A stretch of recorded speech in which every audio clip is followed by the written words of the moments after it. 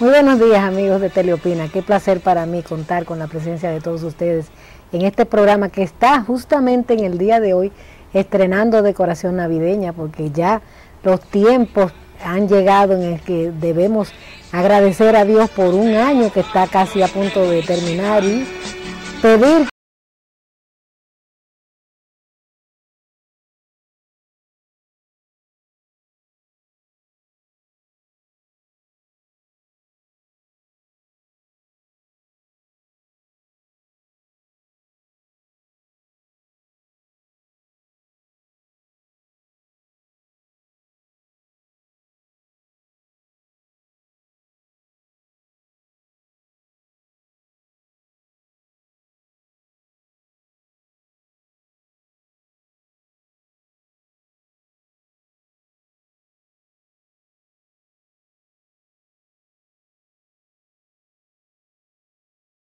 a estar pasando balance a lo que es la economía mundial en este momento de tantas crisis y de tantas tribulaciones como está pasando el mundo. Quiero recordarles que nuestro programa Teleopina puede ser visto en la red a través de la página web unaviard.com, una página informativa sumamente interesante que les mantiene actualizados sobre todo lo que es de interés para todos ustedes. Así que este programa durante toda la semana, si se la pierden en este domingo, pueden seguirnos bien a través de unaviard.com. Vamos a hacer una pausa y retornamos con todos ustedes.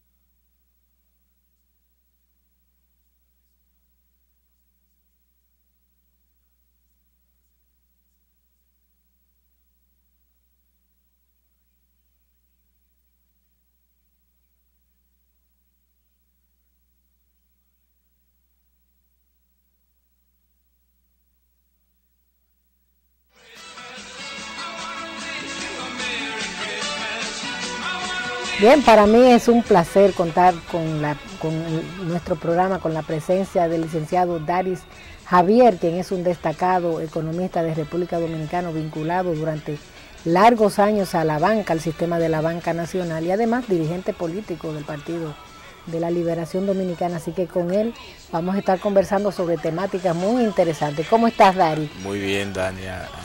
Un honor para mí estar aquí contigo compartiendo temas a principio de la Navidad. Así es, ya estrenándola. Así es. Así que vamos a pedir que Dios nos conceda la dicha de celebrar estas fiestas con unidad y paz en la familia dominicana. Yo quisiera que comenzáramos nuestra conversación con el licenciado Daris Javier, pidiéndole una evaluación sobre su percepción en torno a cómo está la economía mundial. Estamos viendo acontecimientos extrañísimos, muchas debilidades en sistemas anteriormente muy fuertes, así que siempre necesitamos una orientación de los economistas para que nos digan hacia dónde vamos. Bueno, Dania y amigos televidentes, lo primero que tenemos que partir de que la economía mundial sigue siendo estremecida. Si bien es cierto que la recesión en la economía norteamericana ha llegado, digamos, ha recibido un frenazo, no menos cierto es que aún no regresamos a la situación pre-crisis, o sea, no estamos en la situación del 2007. Fíjate que los niveles de pobreza de manera increíble se han incrementado en los Estados Unidos como resultado de la alta tasa de desempleo, rondando el 10%, y eso se ha expresado en protestas, manifestaciones pública de los denominados indignados. Bueno, o sea, indignados de verdad, sí, Daris? Porque son personas, se llaman indignados y por eso a ellos le cabe usar el término, porque fueron desplazados de todas esas empresas que quebraron en Estados Unidos, todas las entidades financieras que quebraron fueron desplazados. Entonces tenemos una tasa de desempleo en la economía norteamericana de un 10%.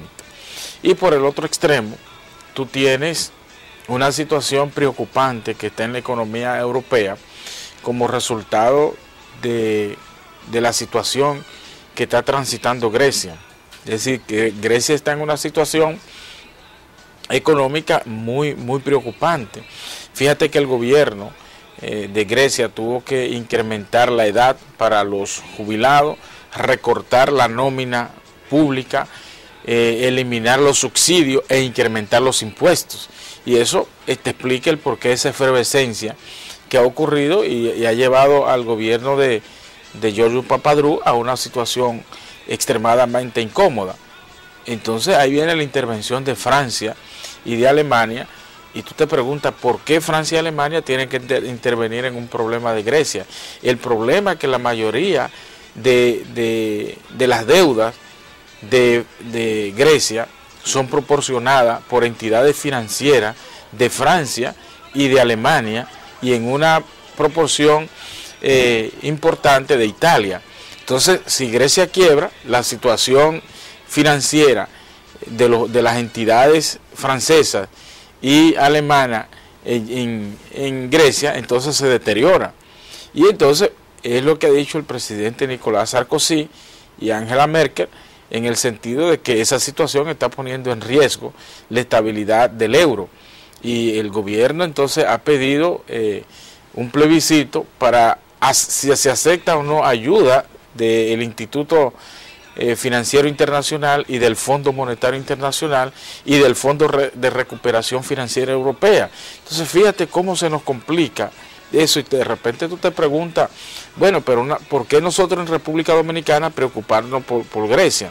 Bueno, lo primero que tú estás observando, que si eso afecta a la economía europea, y nosotros tenemos una conexión con la economía europea, pero más aún, Europa tiene un peso específico muy fuerte en la economía mundial, y en particular lo que es la economía norteamericana. Entonces ahí se puede comprender esa conexión, ese efecto que tiene sobre la República Dominicana, porque que el mundo ha llegado a un encogimiento geoeconómico enorme. O sea, ya lo que ocurría antes de que un país podía tener el efecto 3 o 5 años o enterarse de eso, ahora lo está recibiendo en fracciones de segundo. Entonces, por esa situación debemos de darle seguimiento a lo que sigue ocurriendo en Grecia, que afecta a la economía europea, que afecta a la economía mundial y por supuesto afecta a la economía norteamericana, y es lo que te explica el por qué, por ejemplo, Sarkozy, Angela Merkel y Obama han tomado el control en las reuniones del G20 para discutir los temas de la recuperación y la preocupación que sigue siendo el deterioro de la economía mundial. Hay una situación en el mundo muy tensa en términos económicos, y fíjate que eso se produjo por estar con el juego en Wall Street y en particular en lo que fue el sector inmobiliario de los Estados Unidos. Y mira cómo ese juego, esa forma de esconderle a las autoridades regulatorias lo que estaba ocurriendo en el sector, mira a dónde ha llevado la economía mundial. La ha puesto de rodillas, si se quiere. Entonces, ha puesto de rodillas la economía mundial, y estas economías que en una alta proporción dependen de sus relaciones comerciales con los Estados Unidos, entonces pagan la consecuencia. Obviamente en este tránsito de crisis, esa economía regional, la economía de América Latina, ha podido sortear, digamos así, sortear la crisis, producto de una serie de reformas, básicamente en el sector financiero, que se ha producido. Curiosamente, Dania, en la década de los 80, en la década y principios de los 90, estos países creaban un problema en su sistema financiero que se trasladaba a la economía real, y los países desarrollados daban recetas de cómo salir de eso. Ahora, América Latina está dando ejemplo de cómo manejar o sanear el sistema financiero, y con ello evitar que la crisis se transfiera a la economía real. Y entonces ahora quienes están en desventaja, a quienes se les puede dar lecciones, ahora en las grandes economías. Paradoja de la vida. Así es.